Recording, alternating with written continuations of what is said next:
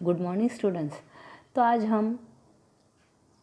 मैं आपके सामने एक नया पाठ व्याकरण का एक नया पाठ लेकर प्रस्तुत हुई हूँ। तो तैयार है ना आप? तो आइए हम आपके व्याकरण के पाठ्य पुस्तक का जो पहला पाठ है भाषा और व्याकरण, उसके बारे में आज संक्षिप्त रूप में जानकारी लेंगे। पहले हम भाषा किसे कहते हैं ये जान लेते हैं। भाषा की परिभाषा क्या है?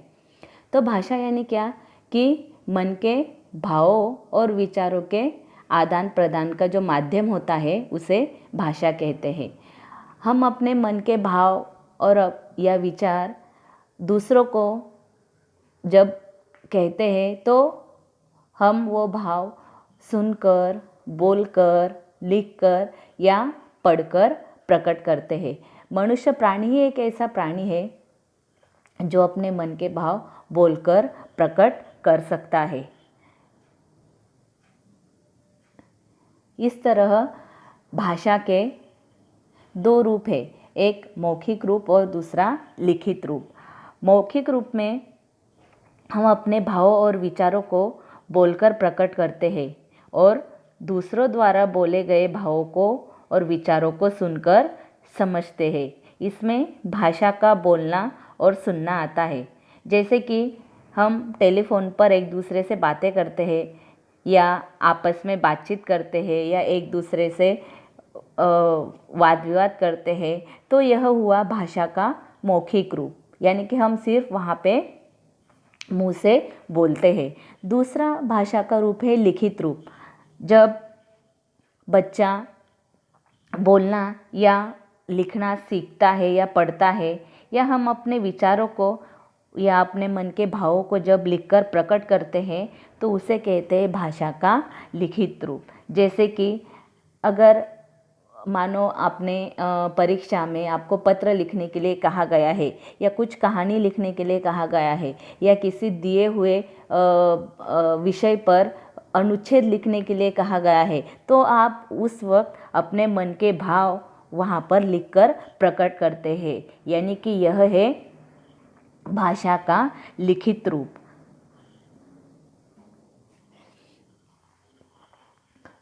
जब भाषा हम घर परिवार में जो भाषा बोलते हैं वह हर एक की मातृभाषा अलग है। जैसे कि मराठी, जो महाराष्ट्रियन है उनकी मातृभाषा मराठी होगी, जो गुजरात में रहने वाले उनकी मातृभाषा गुजराती है। इसका मतलब यह है कि घर परिवार में हम जो भाषा बोलते हैं वो हमारी मातृभाषा कहलाती है।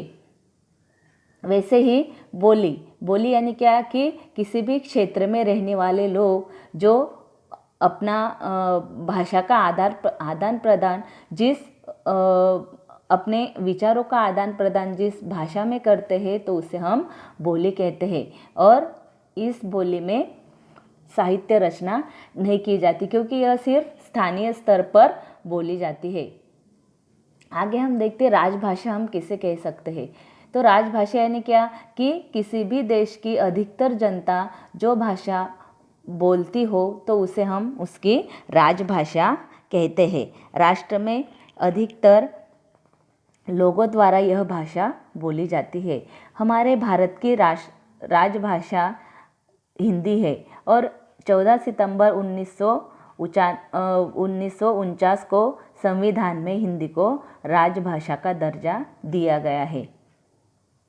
पूरे भारत में यह भाषा सबसे अधिक बोली जाती है और अंग्रेज़ी को अंतर्राष्ट्रीय भाषा का दर्जा दिया गया है क्योंकि पूरे विश्व में अंग्रेज़ी भाषा यह सबसे अधिक बोली जाती है।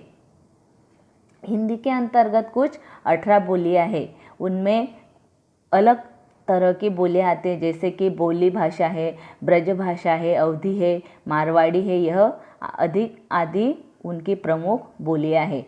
भारत में जो सबसे प्राचीन भाषा है वो संस्कृत भाषा है और संस्कृत भाषा से ही मराठी भाषा हो या हिंदी भाषा हो, इनका जन्म हुआ है। उर्दू भाषा यह हिंदी भाषा का ही एक रूप माना जाता है। अलग अलग देश में अलग अलग भाषाएं हैं, जैसे कि जापान की जापानी है, रूस की रूसी भाषा है, चीन की चीनी भाषा है। वैसे ही इन भाषाओं को जिन चिन्हों के द्वारा हम लिखते हैं उसे हम लिपि कहते हैं।